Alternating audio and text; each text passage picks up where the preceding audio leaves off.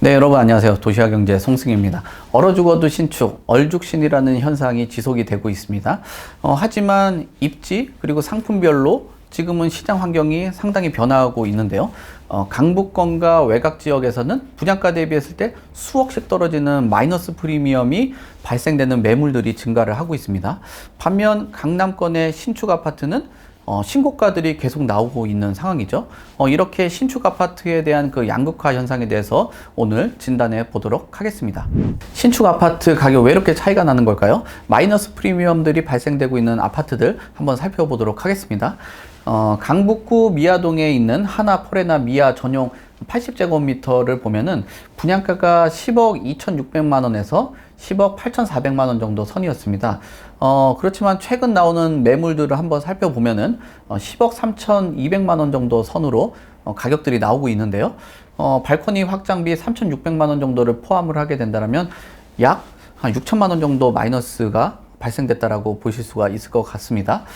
지난해 4월 거래 가격이 11억 1,500만 원 정도를 고려를 해 본다라면 그 가격을 기준으로 했을 때는 약 1억 원 이상 하락했다라고 볼 수 있을 것 같고요. 그리고 동작구 상도동에 위치한 상도 푸르지오 클라베뉴 전용 면적 84제곱미터는 분양가 대비했을 때 1억 이상 하락한 매물들이 다수 포착이 되었습니다. 자, 그리고 동대문구 전농동 힐스테이트 청량리 더 퍼스트 전용 84제곱미터를 보면은 분양가가 12억에서 15억 정도로 형성이 됐었거든요. 그런데 최근 호가가 10억 원대 초반대를 기록을 하고 있습니다. 최대 5억 원 이상 하락한 매물들이 등장을 했다라는 거죠. 즉 강북과 서울 외곽 지역에 있는 신축 아파트는 가격 방어력이 약해졌다라고 평가를 해볼 수가 있을 것 같습니다.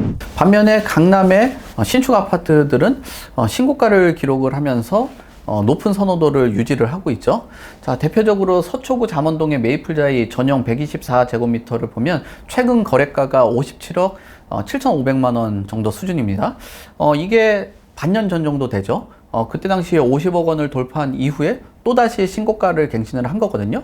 강남권의 신축 아파트 가격 방어가 이렇게 성공적인 이유를 보게 된다면은 자금 여력이 있는 수요층들이 이 강남권의 신축 아파트를 보고 있다라는 거죠. 대출 규제가 강도가 강하면 강할수록 약하면 약할수록 주택 가격의 동향과 가격의 변동성이 큰 시장들이 있잖아요. 거기 대비했을 때 강남권 같은 경우는 자금 여력 있는 수요층으로 인해서 대출 규제에 대한 영향을 덜 받았다라고 볼 수 있을 것 같고요. 그리고 강남권의 시세가 받쳐주고 있기 때문에 이런 시세가 신축 가격을 떠받쳐주고 있다는 것들, 이런 부분도 주요 요인으로 작용을 했다라고 볼 수 있을 것 같습니다. 그리고 입지 선호도가 강남권은 워낙 강하다 보니까 매수되기에 대한 수요자들이 분포도가 좀 넓다라는 것도 강남권의 신축 아파트의 가격을 지지를 하고 추가적으로 신고가를 발생되는 요인이라고 봐야 될 것 같습니다. 자, 신축 아파트의 양극화 원인을 다시 한번 짚어보면은 첫 번째로는 대출 규제에 대한 영향입니다. 강남권의 수요층은 자금 여력이 있어서 대출 의존도가 낮다라는 거죠. 거기에 비했을 때 강북과 외곽의 수요층은 대출 규제가 강화가 되면 강화가 될수록 주택 구매가 어렵기 때문에 이런 것들이 급매를 증가시키는 요인으로 작용을 했다라고 보실 수가 있을 것 같고요. 두 번째로는 가격 방어력에 대한 그런 차이라고 봐야 되겠죠. 신축이라도 주변 시세가 받쳐주지 않으면은 가격 방어가 되지 않습니다. 강북과 외곽 지역은 기존 아파트 가격이 낮아서 신축 아파트 가격이 조정될 가능성이 높다라고 봐야 되겠죠. 자, 그리고 시장 침체 속에서 투자 시장이 위축됐다라고 봐야 되겠죠. 금리 인상과 경기 불확실성으로 인해서 신축 투자에 대한 매력도를 잃었다라고 봐야 될 것 같고요. 일부 지역에서는 분양가 자체가 고점이었던 만큼 입주 후에 가격 조정이 일어나고 있다는 것들이 이런 양극화가 발생되는 큰 요인이라고 봐야 될 것 같습니다. 앞으로 신축 아파트에 대한 전망 궁금하잖아요.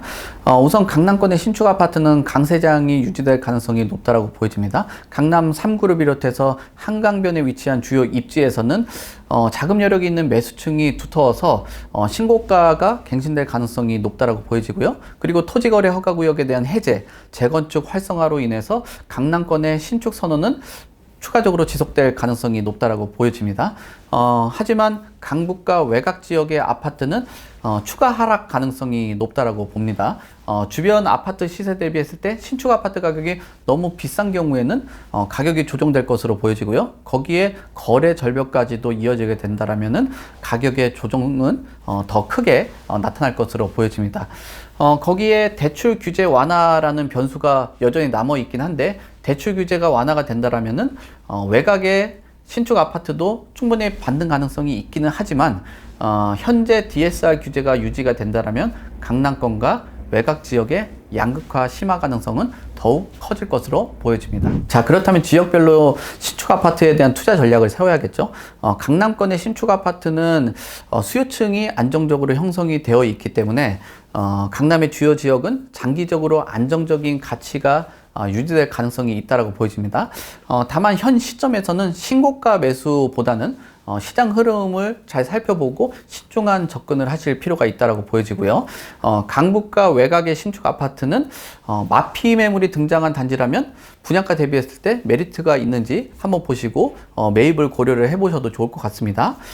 주변 기존의 아파트 시세 대비했을 때 신축 프리미엄이 너무 높은 것은 추가적으로 조정 가능성이 있다는 것도 같이 고려를 하셔야 될 것으로 보여지고요. 실거주 목적이라고 하면은 교통 그리고 학군 이런 부분들을 잘 따져보셔서 장기적인 가치가 높은 지역으로 선별적으로 접근을 하시길 바라겠습니다. 자, 서울의 신축 아파트 시장은 양극화가 나타나고 있습니다.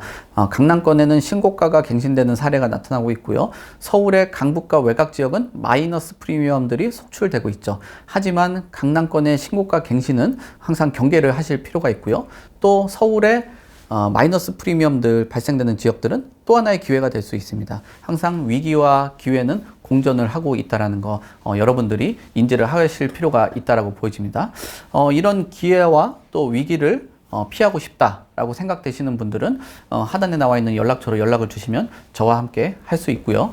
오늘 영상이 마음에 드셨다라고 생각되시는 분들은 구독과 좋아요, 알림 설정까지도 부탁을 드리겠습니다. 오늘 마이너스 프리미엄에 대해서 알아봤습니다. 오늘은 여기까지 하도록 하겠습니다. 시청해주셔서 감사합니다. 좋은 차를 사기 전에도, 이사를 가기 전에도, 크게 다치기 전에도 항상 미리 대비를 해놓는데 부동산은 왜?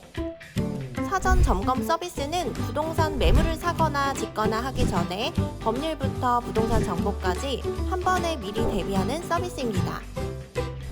영상에 나오는 연락처로 많은 신청 부탁드립니다. 또 다른 세상을 맞이하라. 낡은 정보를 지워라. 새로운 감각을 익혀라. 변화하는 미래에 맞서라. 편향된 시각을 버리고 얽혀있는 도시 속 독보적인 가치를 쟁취해라. 당신이 만드는 미래의 기회, 도시화 경제.